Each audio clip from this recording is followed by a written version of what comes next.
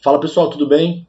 Aqui quem está falando é o professor Renato e na aula de hoje nós vamos continuar falando um pouquinho sobre cartografia, mas mais especificamente sobre os elementos que constituem o mapa, né, quais são as suas principais características, o que diferencia cada um deles e a importância de cada um deles para a leitura de um mapa, e também nós vamos falar um pouquinho sobre escalas.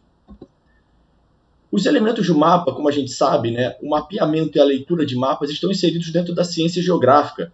E para que eles tenham suas informações compreendidas, decodificadas por todos os seus leitores, eles respeitam uma série de normas para que as compreensões sejam iguais em todos os lugares do planeta. Então a gente fala que todas essas questões estão associadas a convenções cartográficas, que são acordos internacionais que estabelecem certos parâmetros para que os mapas em todos os lugares do mundo possam variar de acordo com a sua representação do que eles representam, mas a forma pelas quais eles vão estar inseridos, os elementos deles serão sempre muito parecidos ou até mesmo iguais. Obviamente, para que a gente tenha o mesmo tipo de leitura em todos os lugares do planeta.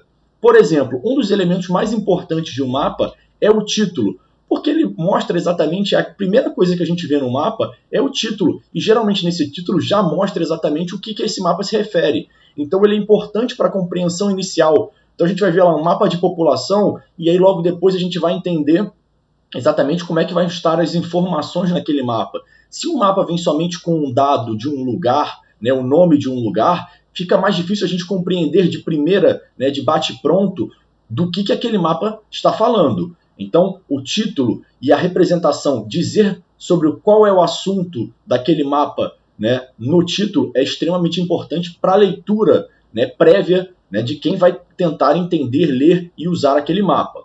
Outra questão importante é o respeito às convenções cartográficas.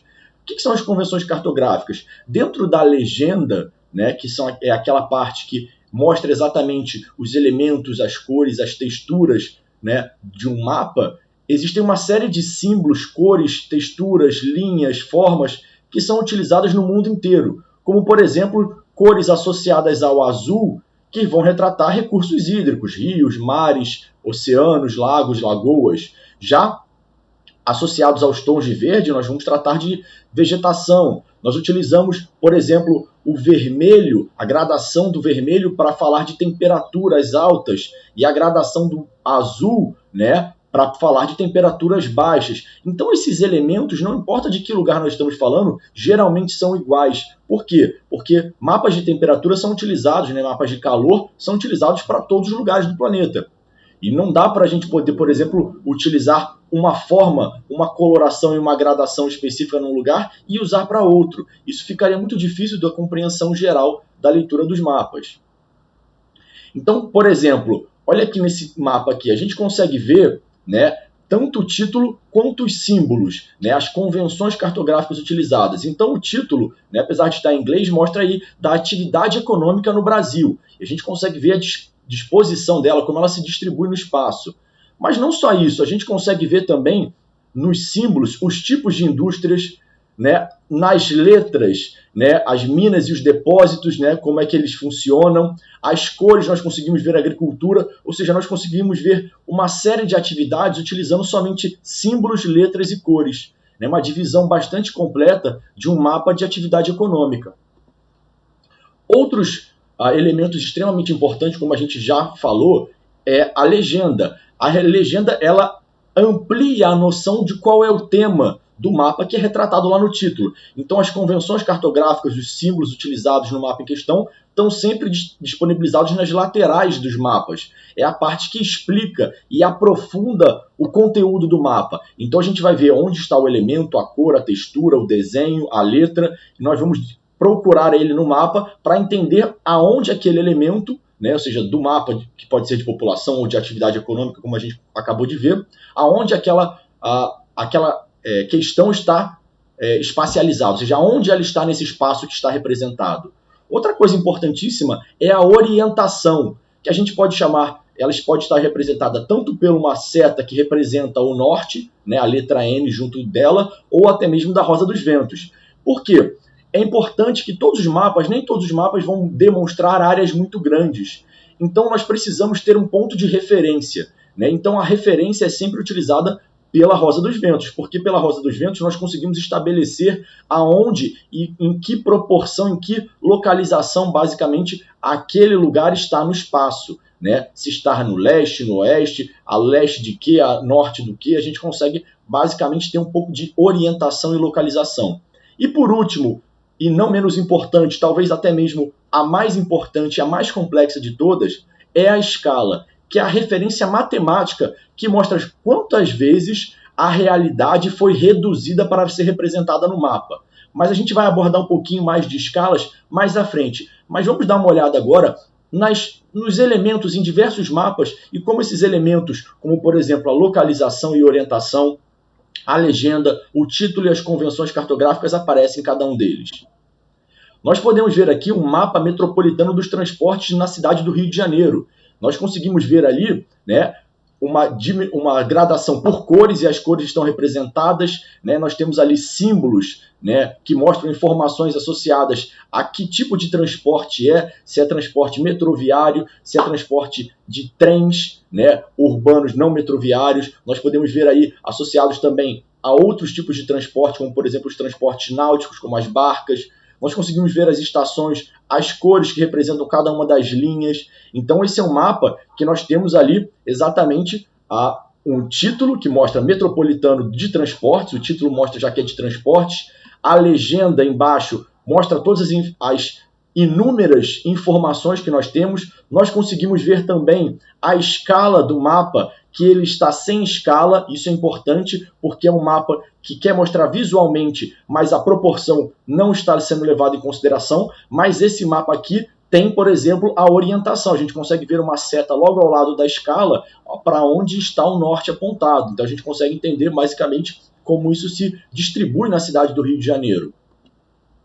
Outro mapa, por exemplo, é o mapa físico do Brasil.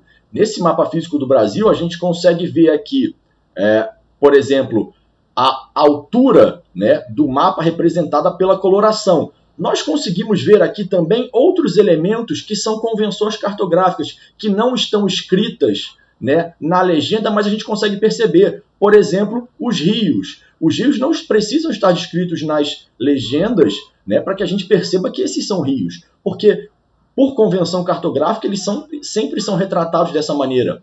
Da mesma forma como, por exemplo, os quadradinhos que representam as capitais dos estados. Eles não dizem que os quadradinhos representam capitais, mas nós sabemos que sempre os quadradinhos representam as capitais. No caso do Brasil, dos estados, e no caso dos países próximos ao Brasil, como o Uruguai, como a Guiana, o Suriname, as suas capitais federais. Outro mapinha que a gente consegue perceber aqui, ó, é o mapinha dos biomas, né, brasileiros. E a gente pode ver aqui, ó, a distribuição deles a partir das suas cores. E a gente consegue ver nesse mapa uma escala descrita aqui embaixo, né, de 1 para 230 quilômetros, que representa que a cada centímetro desse mapa está representando 230 quilômetros na realidade. Apesar do título não estar aparecendo aí, né, porque ele foi cortado, eu cortei a imagem, tem um título também que mostra, né, dos biomas brasileiros, e a gente pode ver também uma orientação aqui perto da onde está descrito o Oceano Atlântico. A gente vê ali para onde está o norte, né, do planeta como um todo. E aqui a gente pode ver também outro tipo, né, de mapa, que é o mapa político do Brasil. Nesse mapa político, a gente pode ver aí que está escrito o nome ali, o mapa político do Brasil, logo abaixo do brasão, né, da República Federativa do Brasil. A gente pode ver alguns elementos que não estão descritos, né, a escala foi cortada nesse mapa, mas a gente pode ver ali as capitais, nós podemos ver os nomes das cidades, a gente pode ver as colorações diferentes que representam as divisões dos estados. Nós podemos ver a escala, né, de 1 para 10 mil quilômetros. Nós podemos ver também o norte, né, representado aqui para onde está, entre outras questões importantes. E aí a gente está falando de escala, é importante a gente entender de novo e aprofundar um pouquinho o conhecimento sobre o que é escala. Escala, como a gente já disse, é a razão matemática entre a distância real, né, e a distância do mapa. E nós temos dois tipos de escalas. Escalas gráficas, como a gente pode ver aqui na nossa esquerda, e escalas numéricas. E como é que a gente lê as escalas? As escalas nós lemos que 1 centímetro nesse mapa representa o determinado número de centímetros, e aí depende do número que aparecer, na realidade. Obviamente, esses números, né, das escalas numéricas podem vir em quilômetros, né, em metros, e aí o que a gente sempre precisa fazer é diminuir isso para centímetros. Ou seja, 1 centímetro nesse mapa, nessa escala que a gente está representando aqui, representa 300 quilômetros na realidade. Obviamente, a gente vai transformar os 300 quilômetros em centímetros para a gente poder trabalhar sobre a mesma base numérica, sobre a mesma base de medição. Quando a gente fala de escalas, nós temos sempre um numerador e o denominador. Então, a gente lê de que forma essa escala numérica aqui. 1 centímetro no mapa representa 50.000 centímetros na realidade. Mas como na realidade não usamos os centímetros, transformamos essa informação posteriormente em metros ou quilômetros. Ou seja, 1 centímetro desse mapa pode representar 500 metros ou meio quilômetro. E a gente sempre utiliza para isso a diferença entre os 5 zeros. Do quilômetro para o centímetro, né, sempre existem 5 zeros de diferença, porque são 5 casas decimais. E aí outra coisa que a gente precisa entender é a relação do denominador com a escala, a nomenclatura da escala, que a gente pode chamar de escala grande ou escala pequena. Ou seja, sempre que o denominador for pequeno, ou quanto menor o denominador, maior é a escala. A gente chama de escala grande, que ela permite uma riqueza de detalhes do mapa e a melhor visualização dos locais, eventos cartográficos, um maior nível de detalhamento. Exemplo, 1 para 100 mil, né, é uma escala maior que 1 para 500 mil. Uma vez que 1 para 100 mil, 1 centímetro representa os eventos locais na distância de 1 quilômetro, enquanto na outra escala, 5 quilômetros. Ou seja, 1 centímetro representa 1 quilômetro na realidade, ou seja, a gente chama isso de escala grande, apesar do denominador ser menor.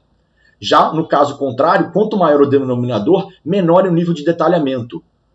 Por exemplo, o globo terrestre pode ser representado com uma escala muito pequena, proporcionando um detalhamento sempre pequeno. Então a gente utiliza, né, uma escala para o globo, né, a gente não consegue ver detalhamentos dentro do globo.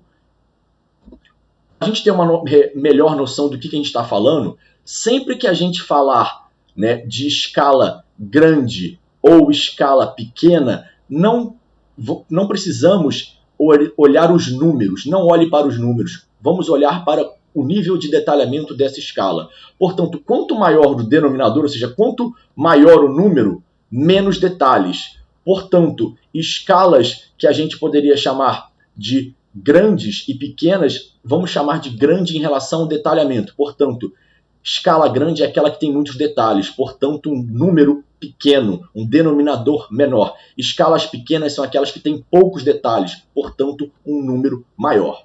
Bom, pessoal, espero que vocês tenham compreendido, e a partir dessa comparação que a gente pode ver da escala do Brasil e da escala do mapa do Rio de Janeiro, a diferença em qual é o maior nível de detalhamento, em qual nós podemos ver os municípios, mesmo que os números e o denominador sejam menores. Espero que vocês tenham aprendido, tirado suas dúvidas em relação à escala, que é um tema que sempre aparece, porque mistura um pouquinho de matemática com geografia, mas é um tema extremamente importante e é base, né, para a gente poder entender e compreender as relações cartográficas que a gente vai estudar mais para frente. Um abraço, pessoal, e até mais.